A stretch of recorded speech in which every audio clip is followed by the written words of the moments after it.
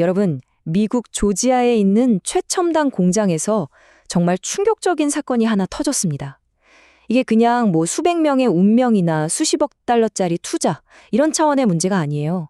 미국의 정책이 얼마나 거대한 모순에 빠져 있는지를 그냥 그대로 보여주는, 뭐랄까, 신호탄 같은 사건이었죠. 대체 무슨 일이 있었던 걸까요? 바로 이 숫자, 317. 여기서부터 오늘 이야기를 시작해야 합니다. 이게 무슨 숫자냐면요. 어느 날 갑자기 정말 하루아침에 낯선 미국 땅에서 붙잡힌 우리 한국인 기술자들의 수입니다. 그러니까 이 사건은 그냥 뭐 정책이 부딪혔다, 이런 차가운 얘기가 아니라 바로 이 317명 한 사람 한 사람의 인생이 걸린 문제였다는 거죠. 진짜 놀라운 건요, 이 모든 일이 벌어진 속도예요. 보세요. 9월 4일에 급습이 시작됐는데 고작 9일 만에 대부분이 한국으로 돌아와야만 했습니다. 이게 말이 되나요? 정말 숨 쉴 틈도 없이 몰아친, 이건 외교적인 동시에 굉장히 인도적인 위기 상황이었던 겁니다.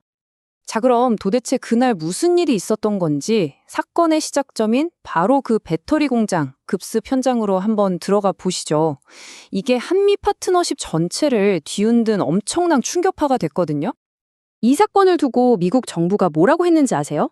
자기들 입으로 역대 최대 규모의 단속이라고 했습니다. 바로 이 한마디에 모든 게 담겨 있죠. 이건 그냥 뭐 우연히 들이닥친 불시 단속이 아니라는 거예요. 아주 오랫동안 준비하고 계획한 거대한 작전이었다는 뜻입니다. 아니, 근데 대체 왜 이런 일이 벌어진 걸까요? 도대체 왜 미국 정부가 자기네 땅에 투자하러 온 한국 기업의 공장을 그렇게 급습해야만 했을까요? 이제부터는요, 이 사건의 겉모습 너머에 있는 아주 근본적인 문제, 바로 그 시스템의 충돌에 대해 한번 파헤쳐보겠습니다. 이 모든 이야기의 배경에는 바로 온쇼어링이라는 정책이 떡하니 버티고 있습니다. 이게 뭐냐면 쉽게 말해서 미국이 이제 우리 땅에서 물건 만들자 하면서 제조업을 다시 자국으로 불러들이는 거예요.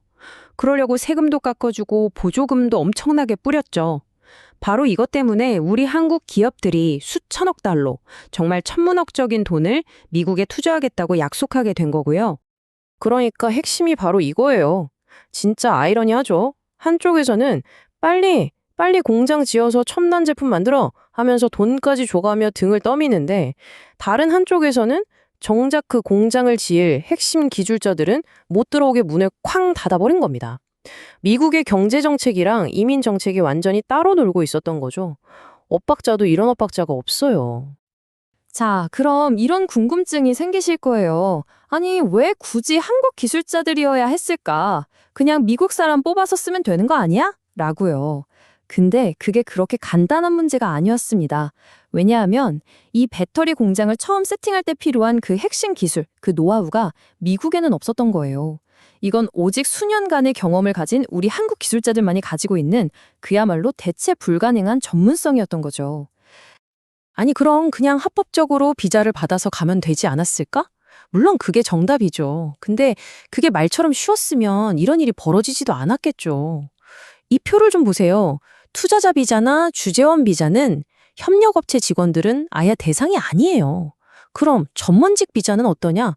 이건 뭐 쿼터가 너무 적어서 매년 로또 추첨하는 수준입니다. 하늘의 별 따기죠. 그러니까 사실상 합법적으로 갈 수 있는 문이 거의 닫혀 있었다고 봐도 무방한 겁니다. 자, 지금까지는 비자 시스템 자체의 문제점을 봤는데요. 사실 문제는 여기서 그치지 않았습니다. 이미 위태롭던 상황에 기름을 부은 다른 요인들이 있었거든요.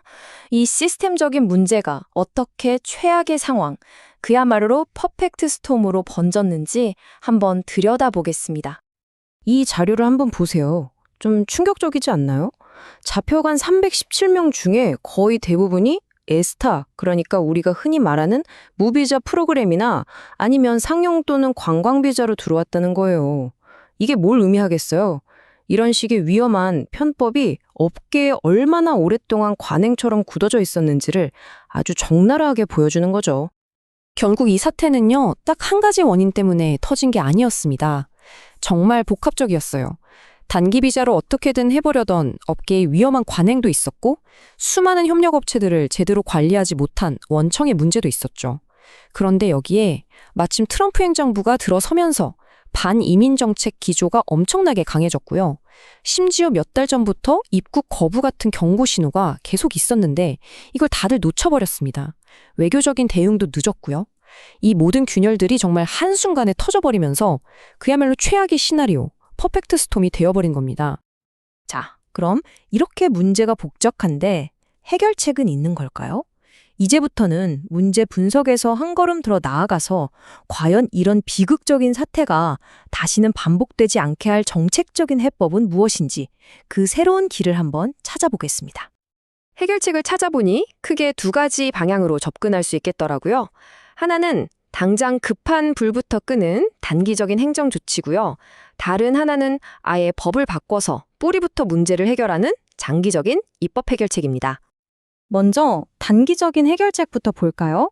이건 굳이 의회에서 복잡하게 법을 바꾸지 않아도 행정부가 마음만 먹으면 바로 할 수 있는 것들입니다. 예를 들어서 비원 비자로 장비 설치나 교육 정도는 괜찮다고 지침을 명확하게 해주거나 우리처럼 대규모로 투자하는 기업들한테는 H1B 비자를 좀 빨리 내주는 일종의 패스트트랙을 만들어주는 거죠. 이것만 해도 숨통이 확 트일 겁니다. 하지만 이런 단기적인 처방만으로는 부족하죠. 진짜 근본적인 해결책, 궁극적인 목표는 바로 이겁니다. 한국 동반자법안이라는 법을 아예 새로 만들어서 우리 한국의 전문 인력들만 쓸 수 있는 2포 비자라는 걸 신설하는 거예요. 매년 한 15,000개 정도요? 물론 이건 미국 의회를 통과해야 해서 시간이 좀 걸리는 장기적인 과제입니다. 아니 근데 한국 사람한테만 주는 특별 비자를 만든다는 게 그게 가능한 일일까요? 너무 특혜 아니냐고요? 천만에요. 당연히 가능합니다. 왜냐하면 이미 선례가 너무나도 많기 때문이죠. 미국은 이미 캐나다, 멕시코는 물론이고 호주, 싱가포르 같은 핵심 동맹국들한테는 다 이런 특별 비자를 만들어줬습니다. 그러니까 우리가 무슨 전례 없는 요구를 하는 게 전혀 아니라는 거죠. 결국 모뎀 이야기는 이 하나의 질문으로 돌아옵니다. 수천억 달러 우리 돈으로 수백조 원의 투자가 걸려있는 이 엄청난 기회 앞에서 과연 외교와 정책이 엇박자를 멈추고 손을 잡을 수 있을까요? 한쪽에서는 투자를 환영하고 다른 한쪽에서는 사람을 막는 이 거대한 모신을 해결하고 정말 이 시대에 맞는 합리적인 이민 시스템을 만들어낼 수 있을까요? 그 선택의 기로에 지금 서 있는 겁니다.